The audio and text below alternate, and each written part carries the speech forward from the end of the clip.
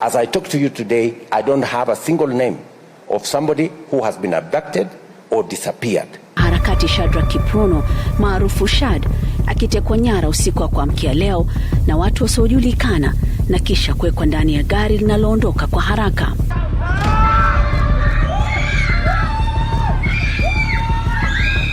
Kama alikuwa ndio walikuwa na mfuata polepole.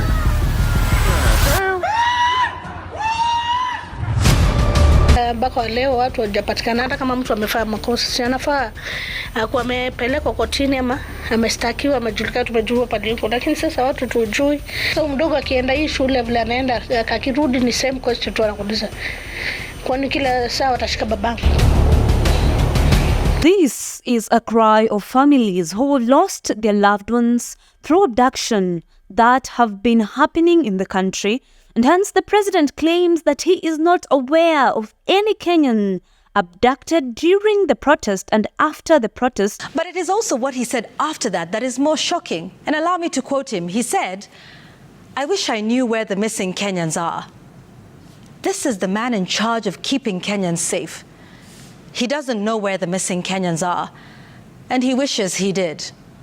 So if he doesn't know where they are, who should? As I talk to you today, I don't have a single name of somebody who has been abducted or disappeared. Now, I note that this statement was not followed by a promise to look into the kidnappings and find the missing and arrest those who are behind the kidnappings, because obviously it's not the police. But you have a rather helpless shrugging of the shoulders.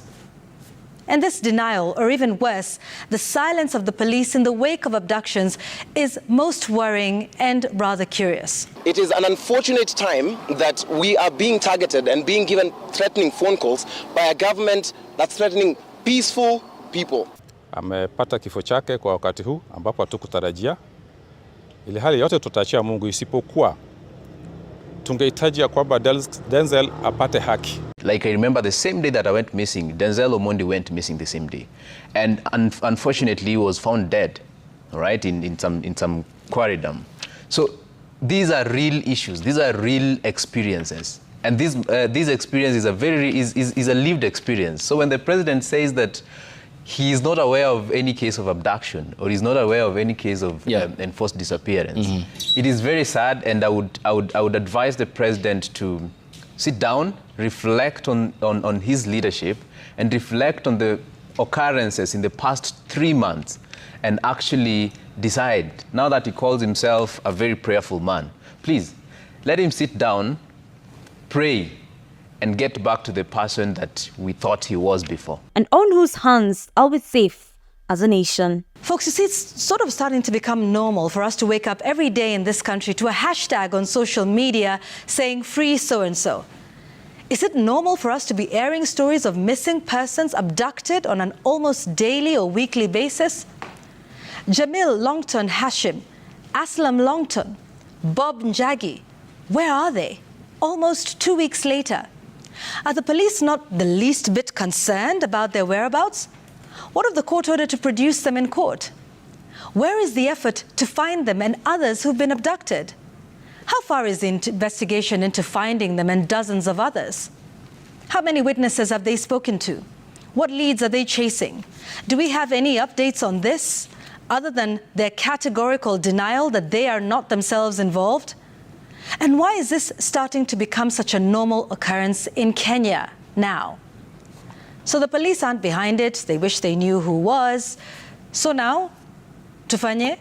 President William Ruto has reiterated that no extrajudicial killing will occur in this country under his watch, and he is not aware of any Kenyan who was reportedly abducted by the country's security agencies during and after the recent spate of anti-government protests across the nation.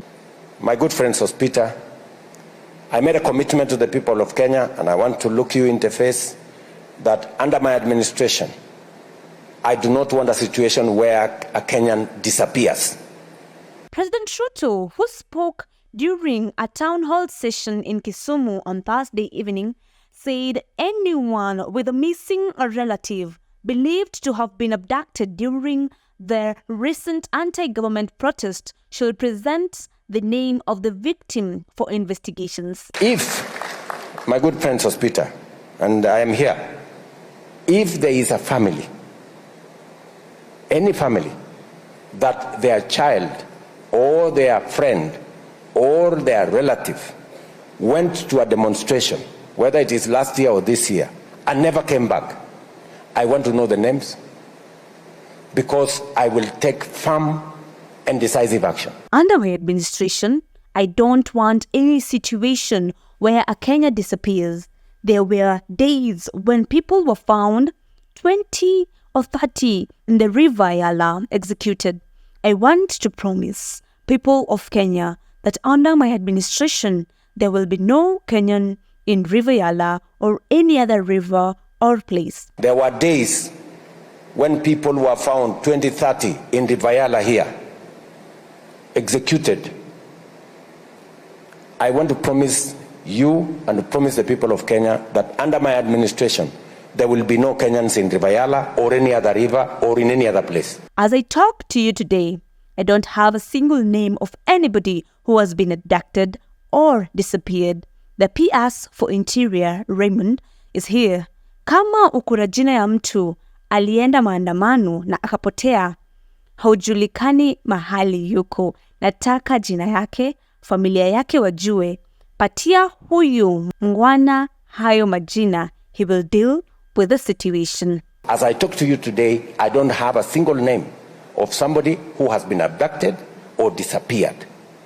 And the Minister for Interior, the PS for Interior is here, Raymond. If Sospita,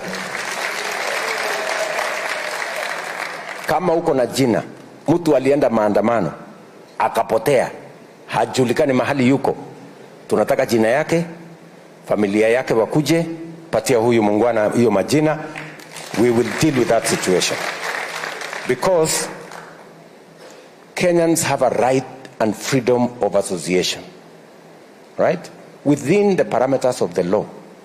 And no Kenyan should be subjected to any inhuman treatment because of their political persuasion.